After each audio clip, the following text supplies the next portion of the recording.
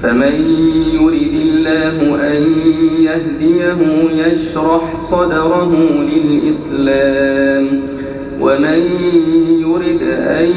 يضله يجعل صدره ضيقا حرجا ومن يرد أن يضله يجعل صدره ضيقا حرجا كأنما يصعد في السماء كذلك يجعل الله الرجس على الذين لا يؤمنون وهذا صراط ربك مستقيما قد فصلنا الآيات لقوم يذكرون لهم دار السلام عند ربهم وهو وليهم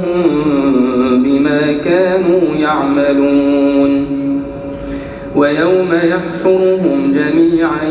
يا معشر الجن قد استكثرتم من الإنس وقال أولياؤهم من الإنس ربنا استمتع بعضنا ببعض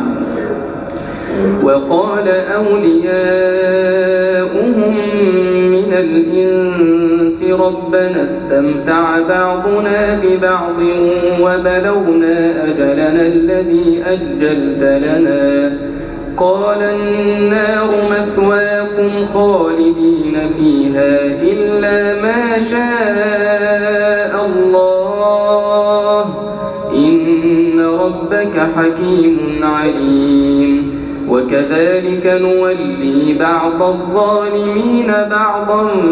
بما كانوا يكسبون يا معشر الجن والإنس ألم يأتكم رسل منكم يقصون عليكم آياتي وينذرونكم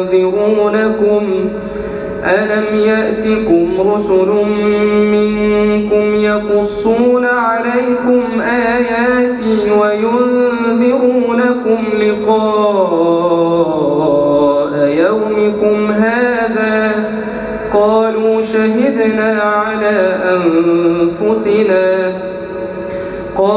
شهدنا على أنفسنا وغرتهم الحياة الدنيا وشهدوا على أنفسهم أنهم كانوا كافرين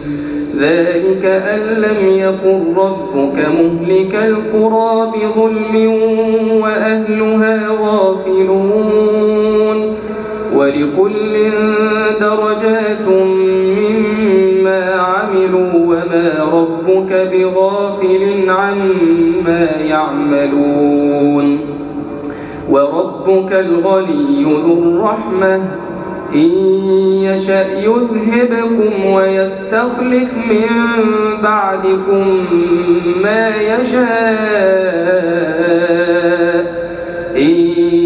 يذهبكم ويستخلف من بعدكم ما يشاء كما أنشأكم من ذرية قوم آخرين إنما توعدون لآت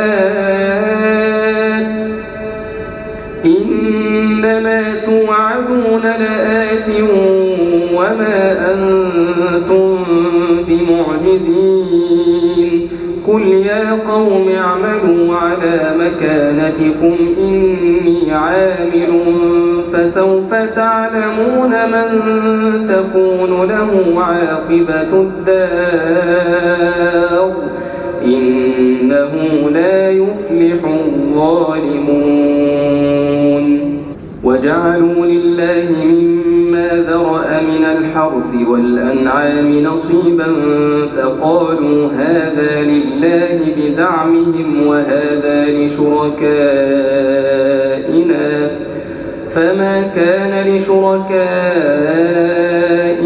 فلا يصل إلى الله وما كان لله فهو يصل إلى شركائهم ساء ما يحكمون وكذلك زين لكثير من المشركين قتل أولادهم شركاؤهم ليردوهم وليلبسوا عليهم دينهم ولو شاء الله ما فعلوه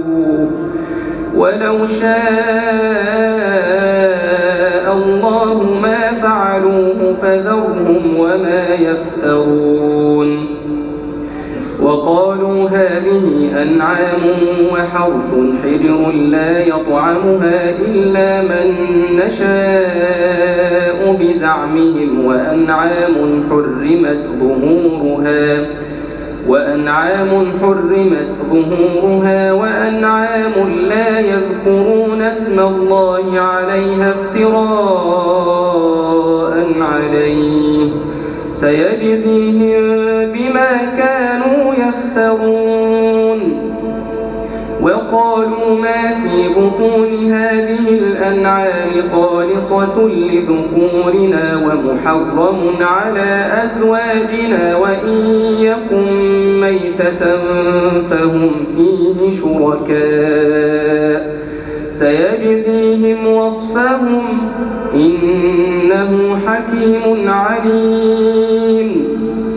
قد خسر الذين قتلوا أولادهم سفها بغير علم وحرموا ما رزقهم الله افتراء على الله قد ضلوا وما كانوا مهتدين وهو الذي أنشأ جنات معروشات وغير معروشات والنخل والزرع مختلفا أكله والزيتون والرمان متشابها وغير متشابه كلوا من ثمره إذا أثمر وآتوا حقه يوم حصاده ولا تسرفوا إنه لا يحب المسرفين ومن الأنعام حمولة وفرشا كلوا مما رزقكم الله ولا تتبعوا خطوات الشيطان إنه لكم عدو مبين 8 أزواج من الضأن 2 ومن المعز 2 قل الذكرين حرم أم الأنثيين أما اشتملت عليه أرحام الأنثيين نبئوني بعلم إن كنتم صادقين ومن الإبل 2 ومن البقر 2 قل الذكرين حرم أم الأنثيين أما اشتملت عليه أرحام الأنثيين أم كنتم شهداء إذ وصاكم الله بهذا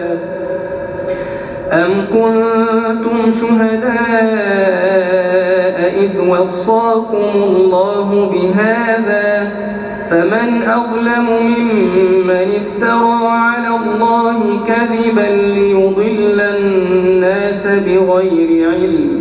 إن الله لا يهدي القوم الظالمين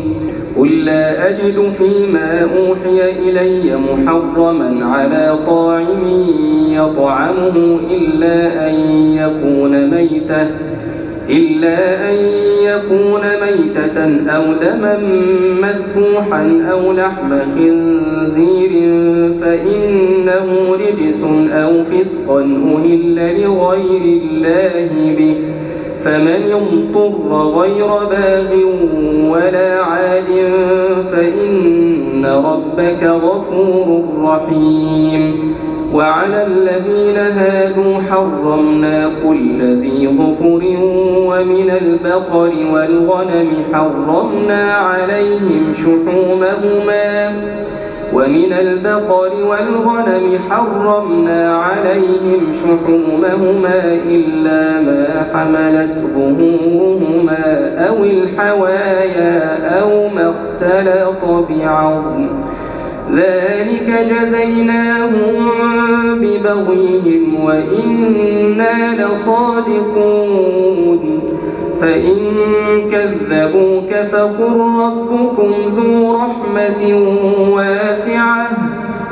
فإن كذبوك فقل ربكم ذو رحمة واسعة ولا يرد بأسه عن القوم المجرمين سيقول الذين أشركوا لو شاء الله ما أشركنا ولا آباؤنا ولا حرمنا من شيء كذلك كذب الذين من قبلهم حتى ذاقوا بأسنا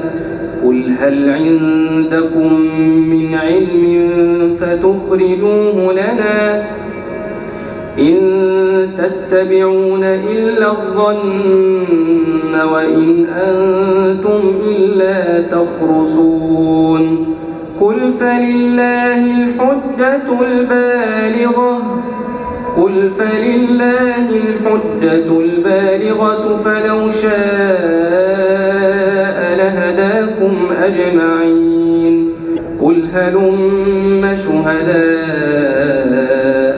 الذين يشهدون أن الله حرم هذا فإن شهدوا فلا تشهد معهم ولا تتبع أهواء الذين كذبوا بآياتنا والذين لا يؤمنون بالآخرة وهم بربهم يعدلون قل تعالوا أتل ما حرم ربكم عليكم ألا تشركوا به شيئا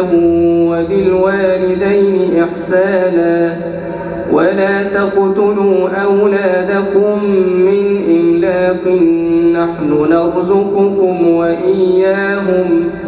ولا تقربوا الفواحش ما ظهر منها وما بطن ولا تقتلوا النفس التي حرم الله إلا بالحق ذلكم وصاكم به لعلكم تعقلون ولا تقربوا مال اليتيم إلا بالتي هي أحسن حتى يبلغ أشده وأوفوا الكيل والميزان بالقسط لا نكلف نفسا إلا وسعها وإذا قلتم فاعدلوا ولو كان ذا قربى وبعهد الله أوفوا ذلكم وصاكم به لعلكم تذكرون وأن هذا صراطي مستقيما فاتبعوه ولا تتبعوا السبل فتفرق بكم عن سبيله ذلكم وصاكم به لعلكم تتقون